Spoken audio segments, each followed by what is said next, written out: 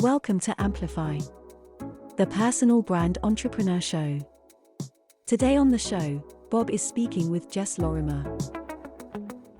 The chances are, if you are selling something that nobody else has ever thought of, it's not needed and it's not wanted, and there's not been an adequate way of expressing the pain points or transformations to make somebody want to buy it. Selling in a saturated market, for example, like photocopiers, where you already know there's a clear need, there are clear transformations, clear people to target, that is easy. Because what you're talking about there is, you are having to take clients that are potentially already buying from somebody else, but they're buying, right? That's the key word. They are already buying. They already need that thing. Hi there and welcome back to Amplify, the personal brand entrepreneur show. My name's Bob Gentle, and every week I'm joined by amazing people who share what makes their business work. If you've just hit play, then while you still have the app open, hit the subscribe button. And if you're on iPhone, then it's the plus icon or the follow button. That way you won't miss a thing every week when I drop new episodes. Now, before I jump into introducing this week's guest, just a quick reminder that after nearly 200 of these interviews, I've learned a thing or two about what makes business work online. And it turns out success leaves clues. So I want to offer you that map. If you jump onto my website, you can grab your copy of the Personal Brand Business Roadmap. It's everything you need to start, scale, or just fix your personal brand business.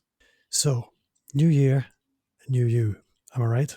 Most people, when they set new goals for their business, they focus on sales goals. And some businesses focus on scaling in the consumer market. But for many people this year, it's the corporate space which holds the most promise. And with the so-called Great Resignation and many more people than ever joining the ranks of the gloriously unemployable, and that's the committed self-employed, there are a lot of people thrown into having to kill what they eat, pardon me for the terrible analogy, for the first time. I guess it is what it is. So who could I possibly have on the show to help you get set for your best sales year ever, or possibly, for many of you, your first sales year ever? Jess Lorimer, welcome to the show. I am very excited to be back. It's very exciting for me to get invited back to things, and it means that I made an okay enough impression the first time. So thank you for having me and validating that. Well, I think for many people in my circle, you are sort of the sales guru. There are lots of people who focus on selling at scale. There are lots of people who focus on things like summits and challenges and all of these things that people like you and I are used to hearing about. But what you don't hear about very much is the very important job of actually selling in person the way that it's been done for a couple of 100 years. And for me, you are the person who really embodies excellence in that, which is why I really wanted to speak to you. You have been on it before, and yeah, you did a good job. So welcome back. Well, it's nice to be back. And, it's one of those things, I think, for me, it's really important this year more than ever that people understand that sales is an almost lifelong journey, really, and a lifelong education piece. And I think that there is a temptation in the online world to think that you just learn to sell one thing, or that you just learn to sell in one way and then off you go and everything's fine. And probably the biggest learning of the pandemic for a lot of people was that the things that they had been doing previously suddenly weren't working. And that's, I don't know about you, but that's what I saw a lot of over 2020 and certainly into 2021. And I think that created a lot of frustration for people who felt that, they'd spent a lot of time learning how to be good at marketing and, implement processes in their business and things. And suddenly they'd mastered this sales skill that they had. And then it overnight felt like it didn't work. And, I know that we're going to touch on some of the things that you can do differently now. But I think that, whilst the landscape has changed, it is also important for everybody to remember, good salespeople are not good salespeople because they're supremely naturally talented. They're good at it because they practice it regularly. And I think that goes a long way in this market. So there are a few places I could go from that. I guess the first question I will ask you is, My friend Neil, who was a policeman for many years, calls the daft laddie question. Can anybody get good at sales? Yes, absolutely. It's interesting, isn't it? Because like anything, sales is a skill. And I think it's unfortunate in today's society that we've forgotten how much being good at something actually relies on developing a skill rather than being naturally gifted. Even doctors, you can look at the best surgeons in the world. And was it Thomas Edison who said, everyone knows that it's 1% talent and 99% sweat or something? He actually said it far more eloquently than I just did. So please don't ever paraphrase that in that kind of way. But anyone can learn how to be a salesperson. And I think that what we also have to remember when we set up a business, it is our primary job to be a salesperson. And that's where a lot of certainly small businesses or new businesses go wrong, is that they think that the primary job is to be the best person at creating content around their topic of expertise, or their primary job is to, excel in terms of client delivery, which obviously is incredibly, imperatively important. But your primary function to make your business a business and not just an expensive hobby is to sell and is to become a salesperson. And that's a very learned skill. It's something that comes with practice, and it's something that has to be consistently honed, whichever medium you choose to sell through, whether that's email marketing or, on the phone, cold calling, in person, doesn't matter. It's got to be practiced regularly for you to stay at the top of your game with it. So I would like to invite you to pop a bubble with me. And it's a bubble that I see a lot of business owners nicely bouncing around inside. And this is even people, professional salespeople.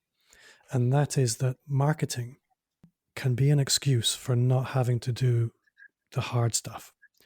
I see a lot of people, and I've been invited onto podcasts to talk about scaling in particular sometimes. And I'm asked the question, how can we scale our sales? And I have to come back to the question, well, are you selling anything right now?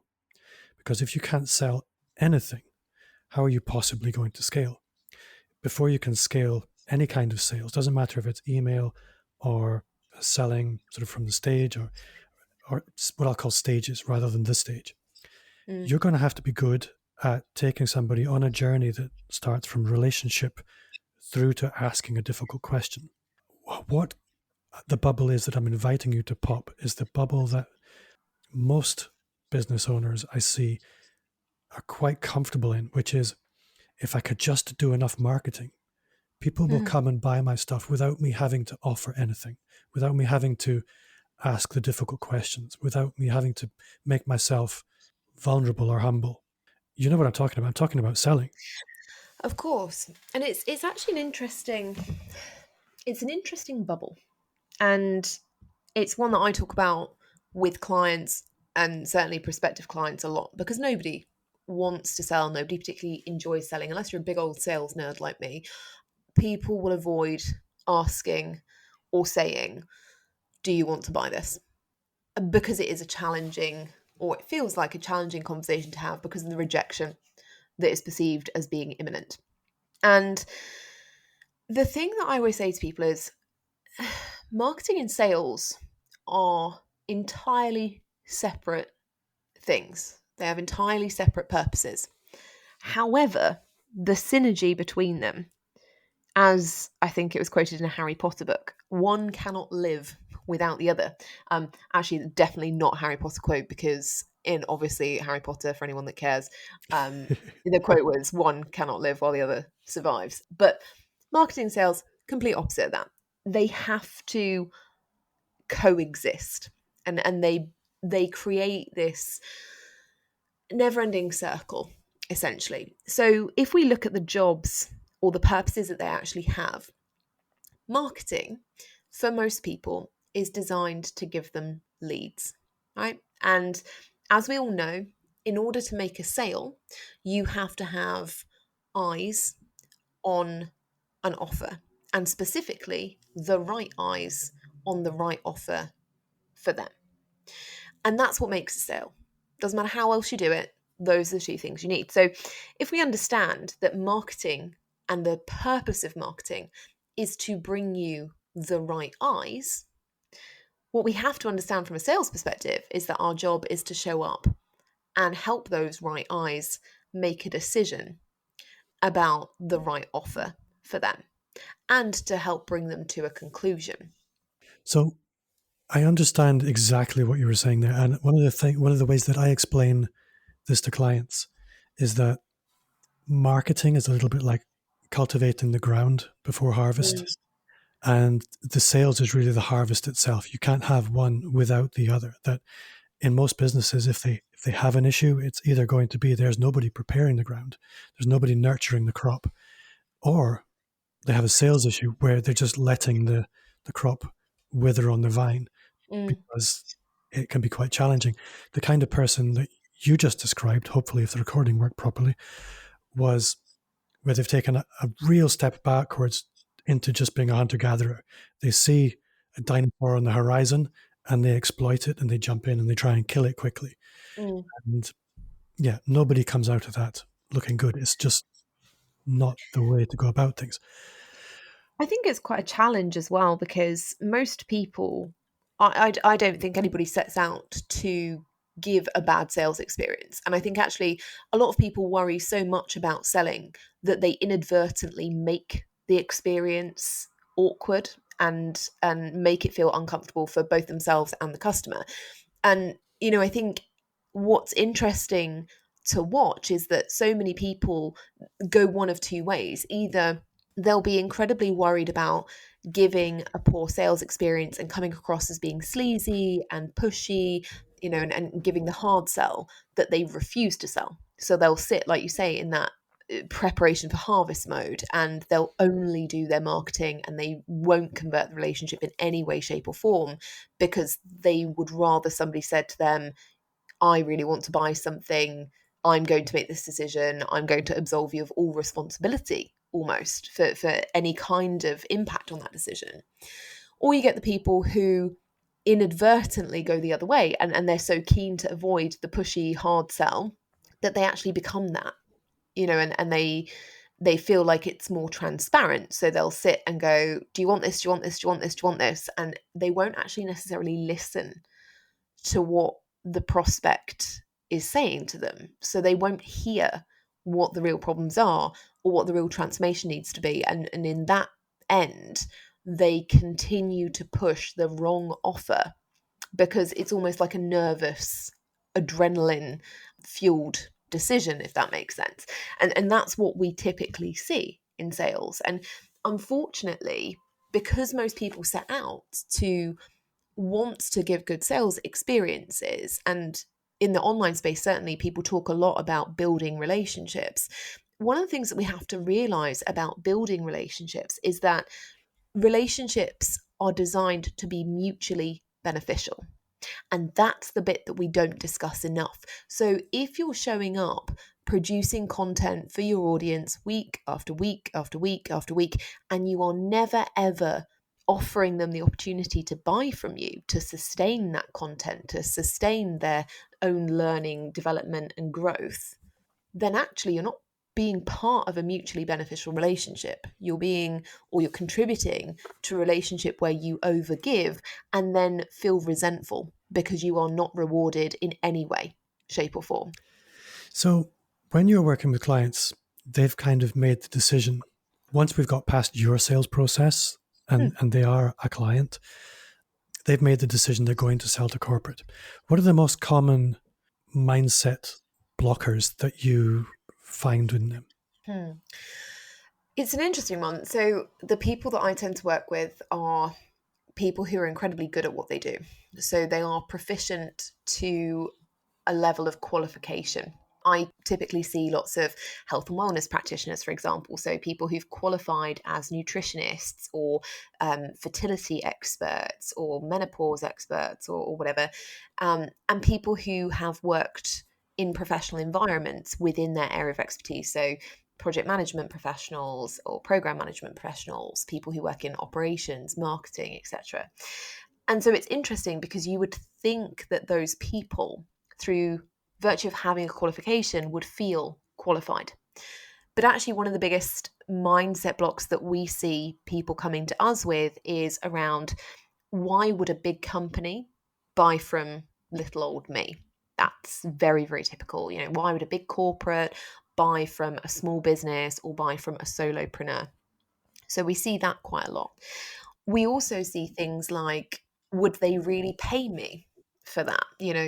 Will corporates really give me money for this particular skill, information, education? So that's quite common. And I think the other big one is, do corporates really prioritize what I'm trying to sell? And we see that again cropping up most commonly in wellness professionals or practitioners who can get very caught up in, stereotypically corporates have only invested in profit building areas and revenue generating areas. And that's not true. And it's not the case. And it's certainly not the case any longer.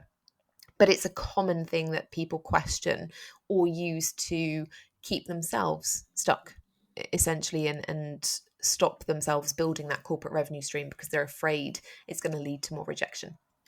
So this was actually something that I've been thinking about in the introduction. Was you speak about these obvious people for selling into corporate, but then there are these very non-obvious things, like, the wellness professionals, they're on the periphery of that.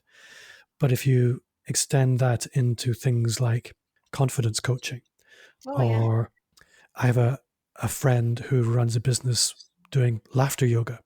These are slightly wacky things. Let's maybe look at, what's the wackiest thing? This is a question. What's the wackiest thing you've seen being successfully selling to corporate? Do you know what? In the last 12 months alone, I've seen quite a few different ones. So I've got a martial arts practitioner who is selling martial arts like classes and coaching to organizations to increase performance. So that's quite an interesting one because it's not something that I'd seen before. I've got people who work in play and play therapy, which is very interesting. I've got people who work in those health and wellness areas. So I mentioned a few there: fertility, menopause, women's health, men's health, those kinds of areas. Sleep consulting, that's a big one, and mental health. And then we have things like people dealing with imposter syndrome and empowerment and speaking. So not necessarily speaking as in speaking up in boardrooms and meetings and things, but dealing with a virtual environment. So confidence when speaking on video for people who previously didn't have to and were perfectly happy and confident speaking anywhere else. So we're seeing quite a lot of interesting things in the market, and it's a really, really cool place to be. So to use what I think is a Norman Schwarzkopf, no, it was not. Oh, I can't remember his name, but it was this whole thing of there are known knowns and unknown unknowns. When you're selling to corporate for the first time, you've no idea what the process is. Is it a straightforward process? Is there a convoluted buying chain? What's the decision-making process? Am I going to have to produce contracts and agreements? There's an awful lot of unknowns. I think there's a lot of panic around it, for sure. And I also think that, just like everything to do with sales, there's always somebody who's done it and it's been awful. And I always liken this to, I'm going to use a horrific example, so you have to bear with me, but pregnancy. I'm 32 and a lot of my friends are having babies or have had babies, and people will insist on telling me their pregnancy stories. And I do not appreciate it. I tell all my friends I'm like the worst, most squeamish person to talk to about it. I don't know anything about babies, and it's not a process that I am particularly willing to go through. However, what I've learned from my friends who are pregnant or who have been pregnant is that every time somebody talks to them about pregnancy, they've got the worst story ever. So they weren't just pregnant, like they were pregnant, everything went horrifically wrong, like da da da da da. And it's the same with corporate sales and the same with any kind of sales, really. You will always meet somebody who will tell you that they had a corporate client and they didn't sign contracts and then they didn't pay them and then it was awful and da da da da da. And you just do. There's always going to be that person. And I would always say that you have to take anything with a pinch of salt, because one party will always remember things quite differently from another party. And it also depends how that person actually set the sale up and how they navigated things like client boundaries and how they actually set out their sales process, whether they even had a sales process or whether it was just a kind of handshake and yeah, cool, we'll pay you that, but nothing's in writing and nobody's got T's and C's, so actually it's not a real thing. So I think, we always have to be aware that when we're talking to people about their experiences, they might have some incredibly valid and difficult experiences, but that might come through a result of some of the things that they've also contributed to that experience. So we always have to look at that. In terms of the actual process for selling to corporate, so I developed a framework quite a few years ago now. And if you've heard it before, I'm sorry, because it's not the most exciting framework in the world. But it's what we're here for. Well, we try. I'll try and jazz it up. I'll do jazz hands whilst I say it or something. I knew we should have been doing video. Yeah, that would have been great. Engagement on it would have been phenomenal. So when we're looking at selling to a corporate company, what we're actually doing is moving a stakeholder through 5 parts of a process, and they are only involved with 4 parts. You are involved with the first and you only. So the first part of the framework is clarity. Selling to corporate organizations or anybody else involves a level of understanding around who you are selling to and what you are selling them. Now, I don't mean in terms of offers. Anyone can bash out an A4 document that says, this is what I'm going to sell somebody. What I mean is in terms of transformation. What benefit are you actually going to provide to a company? What is the overall reason that they would hire you? So, for example, companies hire me and my sales consultancy because we help their salespeople generate more revenue. That's it. That's the main benefit of working from us. People will make more money. So we have to understand who we are selling to, what industry are we selling to, and what transformation are we going to provide. Then we have to look at lead generation. And this is where that synergy with marketing comes in. Only when we look at lead generation from a sales perspective, and particularly when we're talking about selling to corporate companies or selling B2B, business to business, we're talking about proactive targeting and outreach to leads that we know are going to be qualified and interested in what we have to sell, that are more likely to convert. So that's the second stage of the process, is actually identifying the right leads that are most likely to convert into paying clients for you. Then we move on to business development. Business development, by its very nature, is the building of mutually beneficial relationships and using your consultative sales skills to be able to have productive, mutually beneficial conversations, specifically sales conversations, with your qualified leads to help you understand what their problem is and help you formulate offers and proposals that relate to solving that issue. Which brings us on to the next stage, which is offers and proposals. Creating offers that ultimately solve problems, very key problems for organizations, and creating proposals that explain and outline the benefits of doing business with you and the benefits with using that particular solution. And then finally, we have delivery and resell, or as some of you in the online space might know it as upsell. And that is doing a great job for a client and then letting them know where they need to go next and signposting them. And if it's relevant, offering them another opportunity to work with you. Does that make sense? So the process itself, not sexy, but that's what we do. It makes perfect sense. And I think the area I would like to burrow in a little bit is this business development aspect. If we take a difficult to sell product, I'm going to pick photocopiers. Perfect. That idea of the mutually beneficial relationship and building that through sort of beneficial conversations.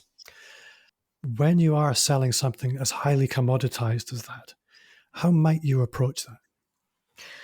So it's interesting. And actually, I was having this conversation with my fiance the other day, who thinks that now he is marrying me, he's become some kind of like Alan Sugar behind the scenes.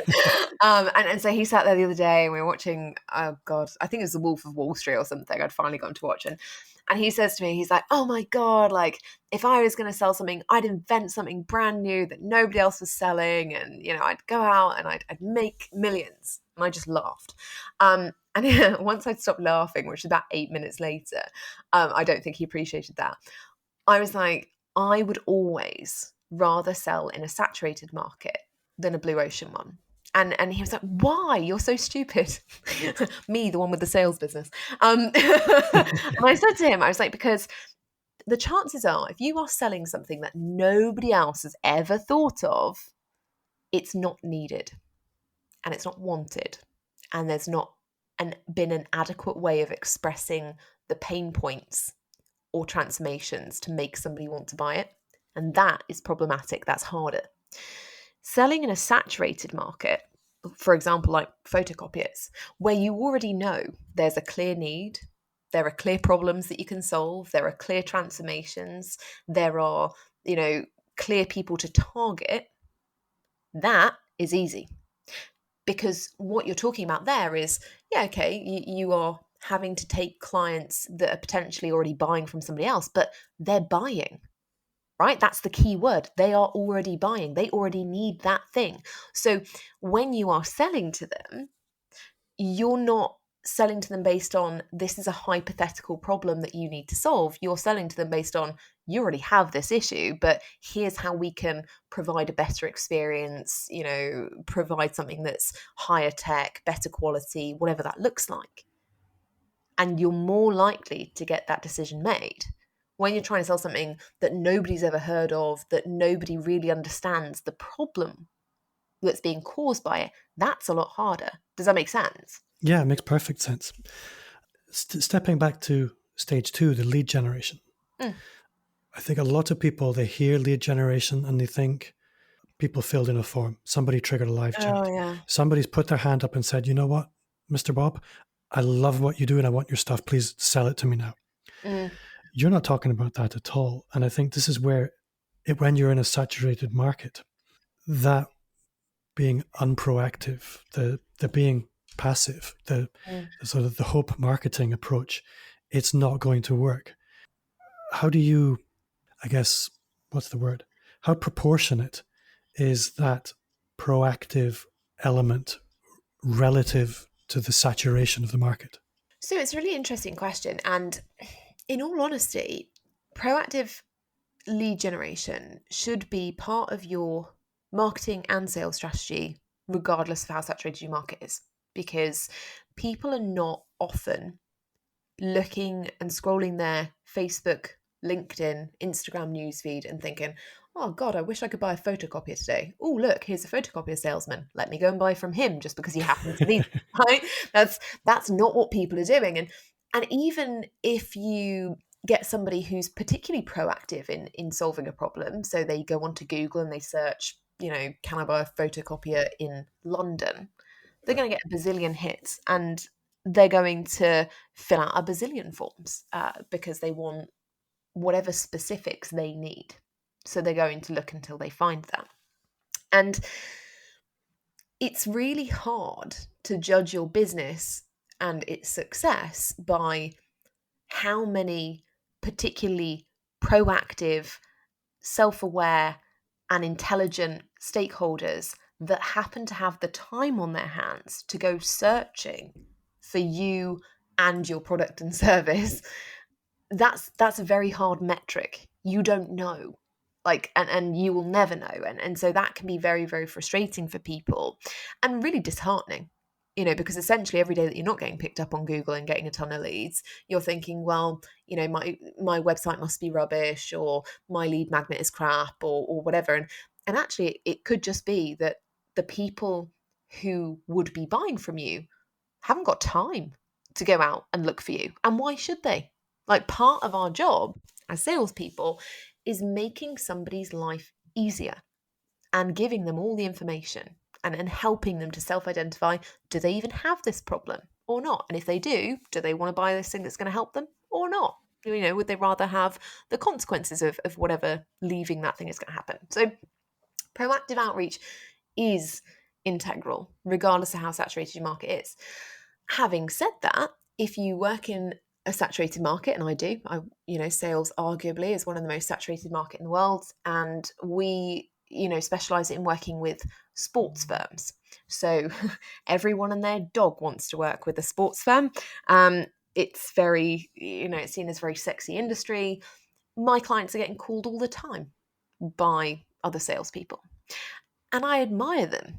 And those are the salespeople, in all honesty, that I want to hire because they are proactively trying to drive market share. And what often happens if you are currently buying as a stakeholder from a company that isn't providing a great customer experience or a great customer service, or isn't listening to your needs or whatever, when these proactive people get in touch with you and say, hey, do you want to have a chat about this? Or, hey, I've noticed that you're not doing this in the same way that other companies are. I'd love to talk to you and share some insights.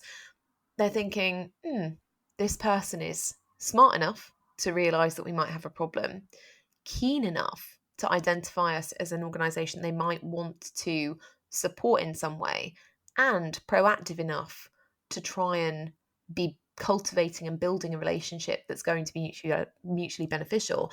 I'm going to have a chat with them. And that's how you win business from competitors. I guess another question that's really a follow-on from that is, and I'm going to use the photocopier sales analogy again, and apologies for any photocopier salespeople listening. Well, no, it's your lucky day. Yeah, free consultancy. But I think it's a great example, because if you can make that work, you can make anything work. Mm-hmm. So I call up a prospect. I've got clarity as to who they are and what is the transformation. And I'm hitting stage 2 with my direct outreach, and I go, hi, James, I understand you buy photocopiers from time to time. Yes, I do, but we're very happy with what we've got. Thank you very much. Goodbye. My experience is most people will leave it there. Oh, yeah. What should you be looking at next? Well, rather than starting the call with, we understand that you do this, you would start the call with finding out what their existing issues are. And we want to do 2 things when we're on a call with a prospect. One is we want to make it clear what we want from them. So whether that's a cold call or whether it's a scheduled call, we want to set an agenda first off, or set some kind of expectation about what's going to happen. So, you might call and go, hey, it's Jess from photocopiers.com. I was wondering whether you had 5 minutes to chat today about any issues you might be experiencing with your current photocopier, right? That way they know what's going to happen, and they know that you're probably going to try and solve something, and they know that you are looking to talk to them about something quite specific. And at that point, most stakeholders go, no, I don't have time. And fair enough, they probably don't. And so in that instance, you would say, okay, no problem. When do you have time? When is a good time for me to have a chat with you about it? And then they're going to do one or 2 things. Either they're going to give you a good time and they're going to tell you to call back, or they're going to say, oh, I've got 5 minutes now, because they just want to do something to make you go away. And they think that letting you do a spiel is going to make you go away. And that's where we go wrong, because then we do go into a spiel, right? And there's this temptation to be like, yeah, we provide the cheapest photocopies on the market, and they're like really good and really fast, and they can whack through a whole bunch of paper. And the person's like, yeah, cool, we've already got that, bye. But the smart salesperson starts asking questions. Okay, so just to make sure I can give you all the right information as quickly as possible and you can get rid of me, how many photocopiers do you currently have in your office? Oh, we've got 5.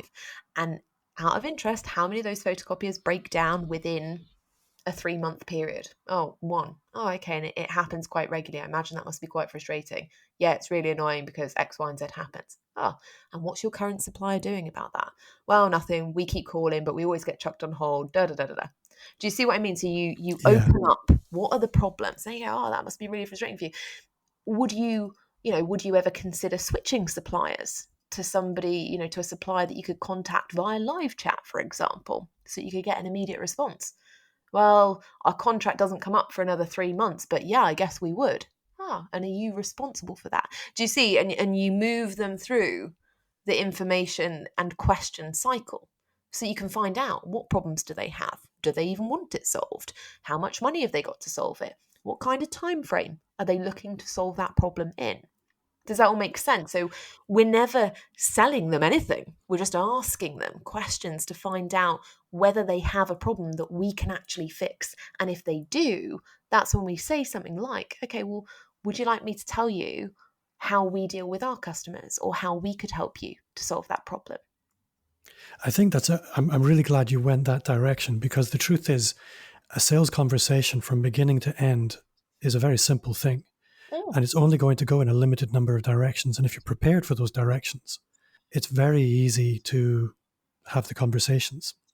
So I would have expected you to have a process for that. But hopefully, hopefully anybody listening can see, actually, that sounds very simple. It's just having the courage to get past that first rejection and having a plan for what comes next. It's really about having a human conversation. And I think we really forget about that when it comes to sales. We talk about, and lots of people out there will tell you there is a script to do this and a script to sell that. And that's all a load of crap, quite frankly. You have to make sure that you are having a clear conversation where you ask one question and then you actually listen to the answer and then you respond to that and ask another question. That's where people go wrong with sales. They'll either go into that spiel that we talked about and, I'll tell you this, this, and this because I'm really nervous and I just want you to tell me to get off the phone so I can be validated that I'm going to be rejected. Or they'll ask a bunch of questions. Hey, I want to talk to you because I want to find out what prices you're currently paying your current copier supplier. And then I'd also like to know how many people you've got in your team and how many copiers you have in the building so that I can talk to you about whether or not we could help supply copiers for you for the next 12 months. Can you tell me all of that, right? And the person's like, no, because I don't know what you've said. And so when we have a sales conversation, one question, listen to their answer, then respond to that. And yes, it sounds really simple because it is, because we've forgotten about the humanity and how to have productive conversations. So I guess at the end of the day, people are people, and it doesn't matter if they're in corporate or if they're in their own home. And more often these days, people in corporate, frankly, they're at home. Oh, yeah. So what are maybe the top 3 tips that you would give to anybody who's never sold to corporate and is thinking, okay, Jess has motivated me here. I'm going to step up. I'm going to step outside my comfort zone. I'm going to do this thing I've been avoiding, frankly, never even considered it. What should their next steps be? I think the first thing is get very, very clear on who you're selling to. So what industry? You're selling to financial services companies, pharmaceutical companies, public sector organizations, which industry you're going to specialize in. And that'll make your life a lot easier down the line. And understanding what transformation you provide. And I want to be clear about that. It's not about what you think the individual employee is going to benefit from. It's how will the company benefit from whatever you do? Because that's why they're paying external suppliers. It's very nice to give their employees stuff. It's very nice to make them feel better. But what does that give the company? So that's the first thing. The second thing is just a personal bugbear, and I tell all my clients not to do it, is to start any sales call with, how are you? Because it indicates, right? A, you don't know them. You don't care how they are, if we're going to be blunt about it.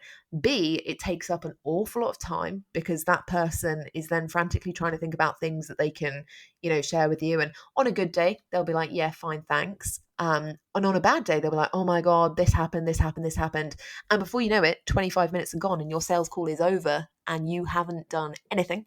So that's always a bad shout. And then thirdly, I think the best thing that you can possibly do if you've never sold to corporates before is actually look at proven processes. So go out and find information. It doesn't have to be me, be whoever you like.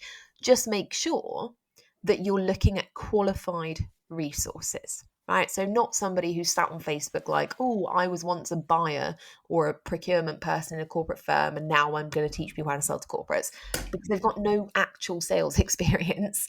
They've got lots of buying experience. They can add lots of value, with that kind of information, but they're not going to teach you how to sell. Look for people who've been salespeople in a business to business environment, people who've got decent, testimonials, people who've actually been capable not only of selling to corporate companies themselves in a sales role, but teaching other people how to do it.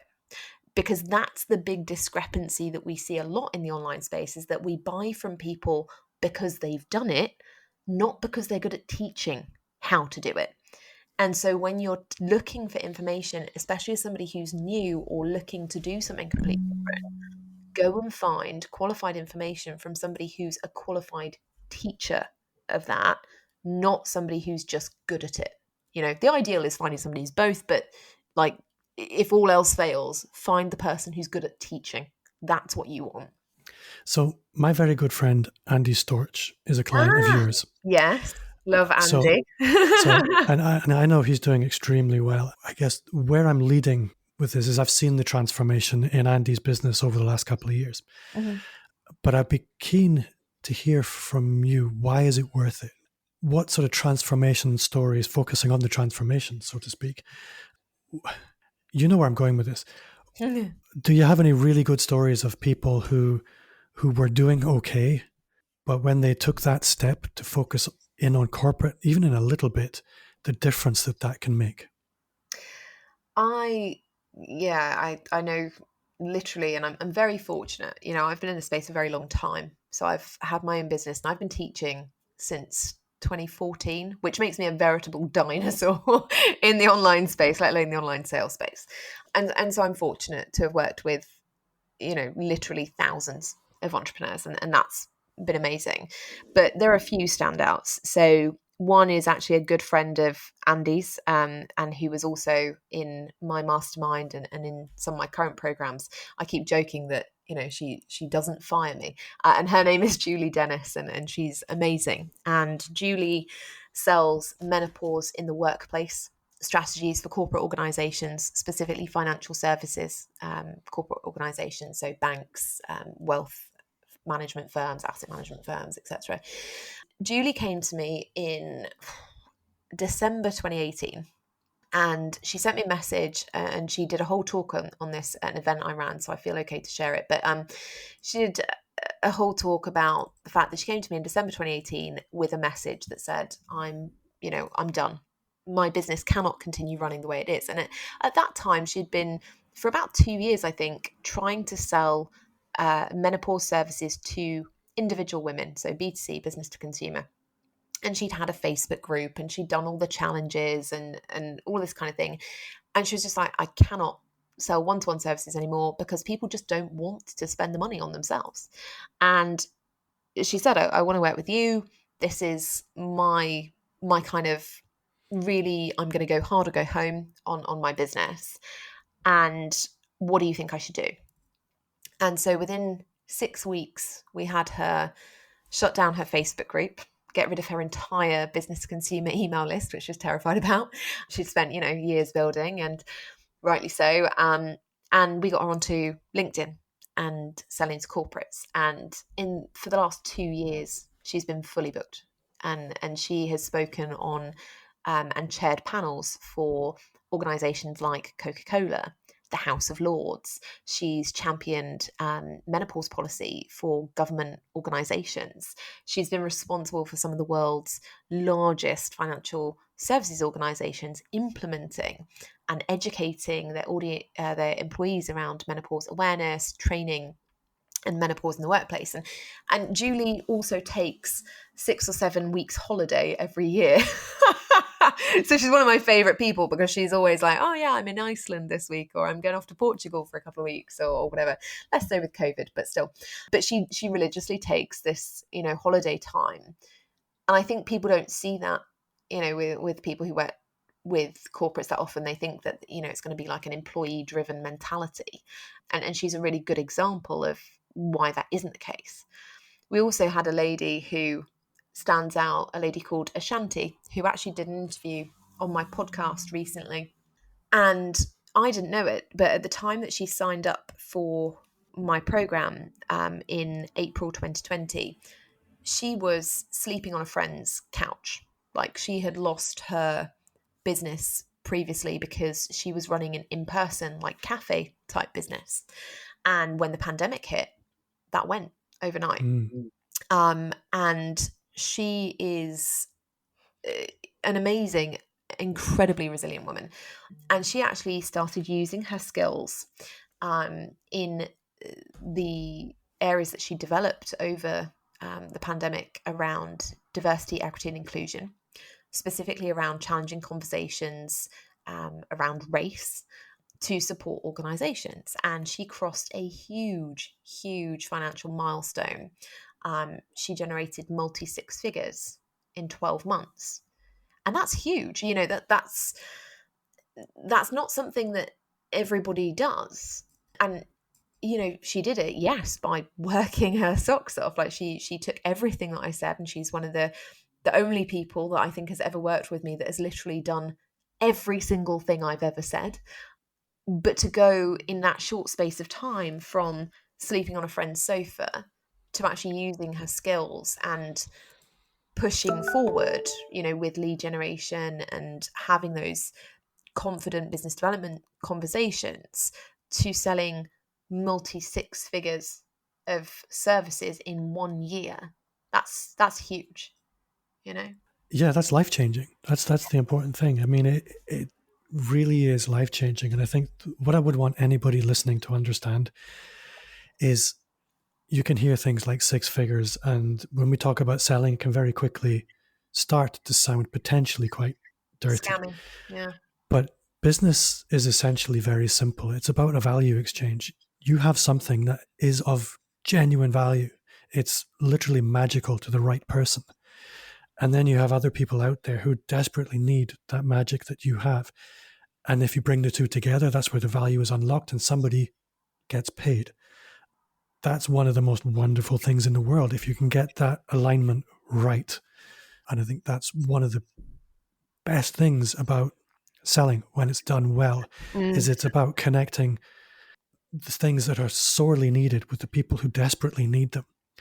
And if you can do that well, and if you can do that consistently, and if you can do it at scale, you can have a fantastic business and a fantastic life. And I think that's where people like you are really, really important. Because for me, it's about making magic happen. It's not about selling. 100%. And it's about letting, you know, I think the biggest thing about selling is that the magic happens in that sales conversation by getting a stakeholder to understand that they actually do have an issue, and that the problem might not be the one that they expected.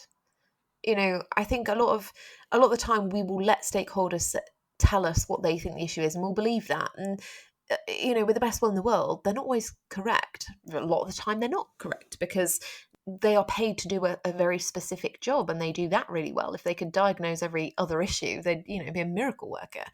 And you know, we hear from a lot of stakeholders who'll say, oh, you know, particularly in my area, they'll say, oh, you know, we just need more leads. We need our marketing team to be better at getting leads. And we'll have to question, okay, well, what do you do with those leads? How often do you follow up with them? What happens? You know, how often do you put sales calls with them? And from that, they'll go, oh God, we don't need more leads. We need to do more with the ones we already have. And we're like, yep. And it's that moment of clarity that they suddenly understand that actually the initial problem they thought they had might not be correct. And actually they might need to fix it in a different way than they were expecting. Well, hopefully people are listening thinking, oh my God, I've got a lot to do. So much opportunity for everybody if they're listening in this conversation. If people would like to go further with you, if they'd like to connect with you, how would you like them to do that? Yeah, of course. If you are interested in selling to corporates, and like I say, you want a resource that is going to be useful and proven, then you are more than welcome to head over to my podcast, which is the Selling to Corporate, originally named. You can find it on iTunes, Spotify, wherever you usually listen to podcasts, but just type in Selling to Corporate and that'll pop right up for you. And my final question, one I ask every guest, it's what's one thing you do now that you wish you'd started 5 years ago? So it comes with a little story, and I hope you'll let me have that. I would say the one thing that I would do or wish I had started earlier was, or is, to ask for things without worrying about how it looks. When I started out in the online space, people would be very odd about how they asked for support. And I think people still are. I'm not in as many Facebook groups these days, so, I might be wrong, but people used to, instead of asking for support, they would talk about how great they were doing. About, oh my God, my clients were all getting amazing results, or I've got all these people on my email list, and and I don't need any help. And they wouldn't ask for help, or they wouldn't ask for information because they thought it might make them look like they were new, or they were foundational, or they weren't as advanced as people thought they were, or they weren't making as much money as people thought they were. And I've always thought that was a real shame, because asking questions in the right environment can get you some great results. And we were talking about this before we started recording, the power of events and the magic that happens there because of the conversations you have with people and the things that you're able to ask them, and the things that you go on to implement afterwards. But one of the ways that I realized that I wished I'd started earlier was actually when I met the man who's now my fiance. I laugh because he asked me out on a date on a Friday night. And if you are a woman, you will know that there is a rule that you don't go on a first date with anyone on a Friday night. Like, apparently it's a big old exclusive time, and you should have really busy plans on a Friday. I don't ever have busy plans on a Friday. I just don't. And especially, the pandemic hasn't even changed that. I can't even blame that. I'm not a Friday night person. And so I had no plans. And here was this kind of ballsy guy who was like, yeah, do you want to go out on a Friday night? And so I was like, yeah, all right then, I guess so. And, he turned up and we had this date, and it was annoyingly good. Annoyingly good. And now, however long afterwards, I'm going to be stuck with him for life, or rather he's going to be stuck with me for life, which is an awful way of saying that, obviously he's great and I can't wait to marry him. But if he hadn't asked without thinking about how it looked that he didn't have any plans on a Friday night and that he was free because he wasn't busy going out on tons of dates with other people or having a big old social life, we probably would have been those people who maybe didn't go on a date at all. And maybe, would have been like, oh, do you want to make plans then? Oh, no. And stayed in that awkward, we're trying to pretend that we've both got, big lives spiel and never made it anywhere. Who knows? And so I think there's a lot of value in that. Don't worry about how things look. When you get on the sales call, your job isn't to know exactly what their job entails. Ask questions. Be curious, be interested. What does that mean? Oh, I've not heard that phrase before. Can you tell me, what it means for your organization?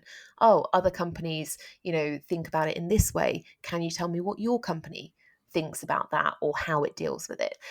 Those things, they often get people stuck because people think that they're going to be looked at as being stupid or not knowing the answer, or, not being telepathic or whatever.